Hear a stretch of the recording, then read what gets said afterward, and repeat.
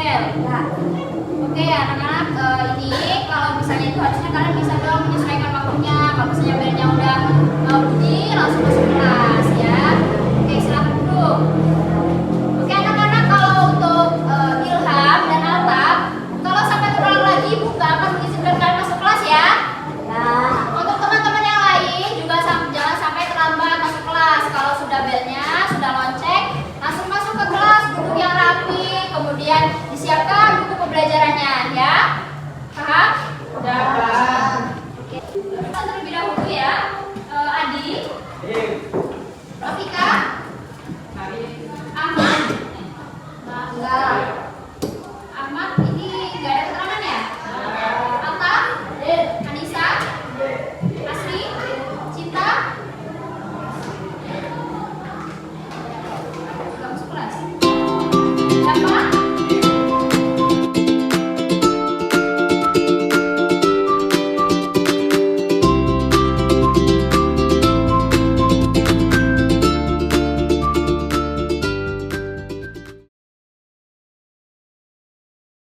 Randy, Rio, Siti,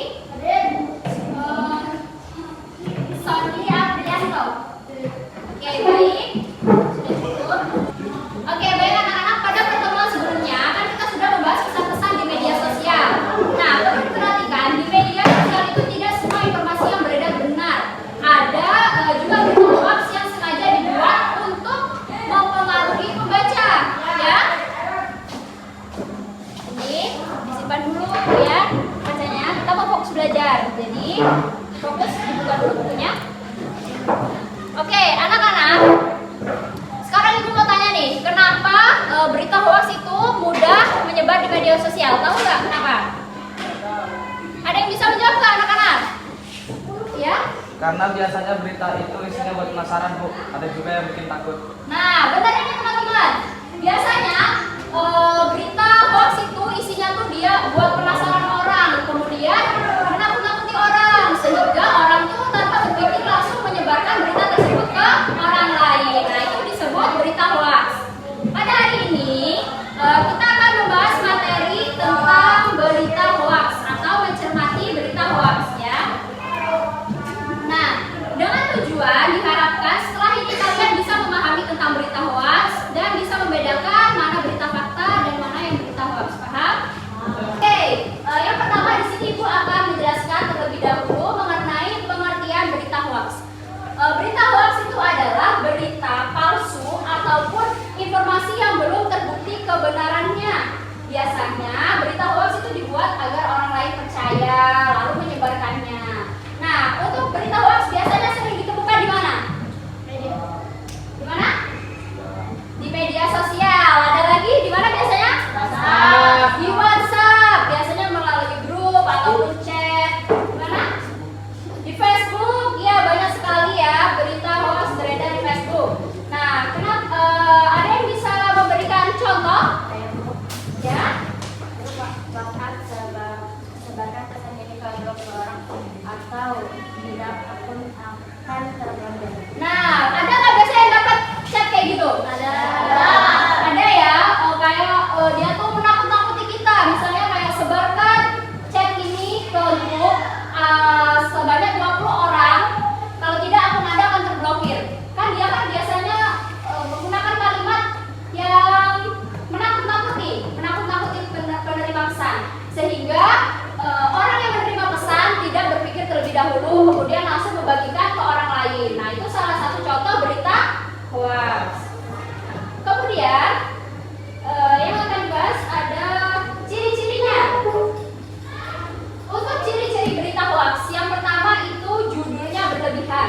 Seperti yang sudah diberikan contoh oleh Indri tadi ya, sebarkan pesan ini ke 20 orang. Nah, itu kan judulnya berlebihan sekali. Atau misalnya wajib baca, besok sekolah diliburkan total.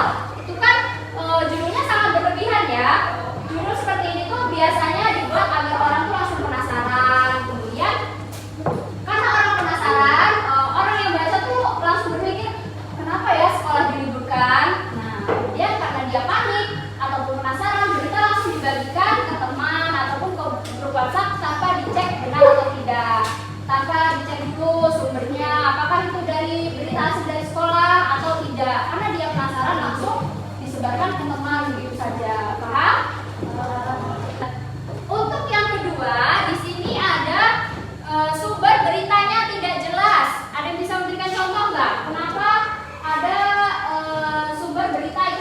jelas. Untuk sumber berita tidak jelas, itu tuh maksudnya dia tidak mencantumkan sumber resmi ataupun penulisnya tidak diketahui. Seperti tadi contohnya, sekolah diliburkan, tetapi siapa yang mengirim pesan tersebut? Di situ tidak tertulis, misalnya SMP Negeri 10 ataupun kepala sekolah SMP Negeri 10. Di situ tidak dicantumkan siapa penulisnya, tidak dikenali. Kemudian yang ketiga, mengajak langsung menyebarkan. Misalnya sebarkan ke semua orang sekarang juga. Nah itu kan pasti orang langsung panik, tanpa berpikir dia langsung menyebarkan ke orang lain. Nah yang selanjutnya, isi berita membuat takut ataupun marah, karena hoax biasanya itu dia memancing emosi pembaca. Nah sehingga pembaca langsung percaya dan menyebarkan ke orang lain. Paham untuk ciri-cirinya?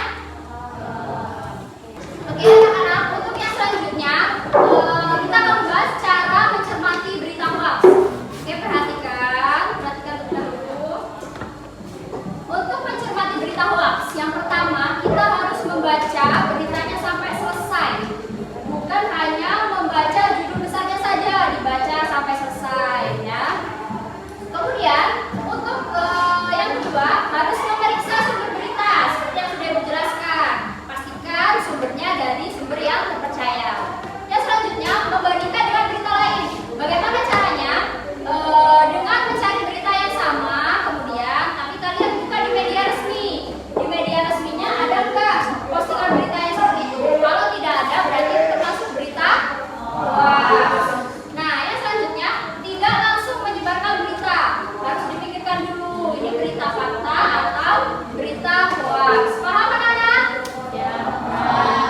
Oke, sudah sampai di sini ada yang ditanyakan? Ya. Kalau sampai dari grup keluarga bisa udah nggak? Oke teman-teman, kira-kira kalau pesannya dari grup keluarga bisa hoax juga nggak kira-kira?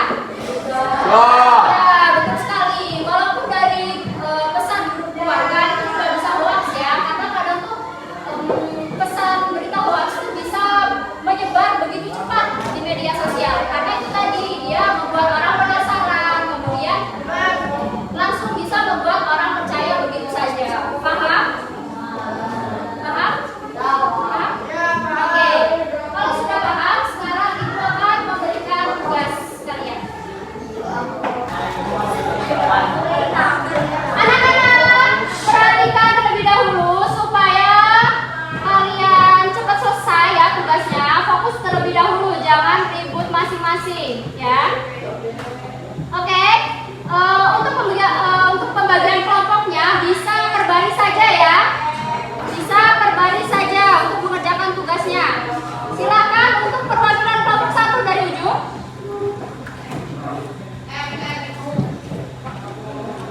Oke. Kemudian kelompok selanjutnya, kelompok 2.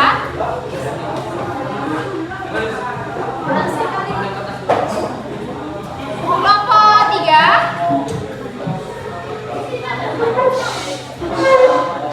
Dan kelompok yang terakhir.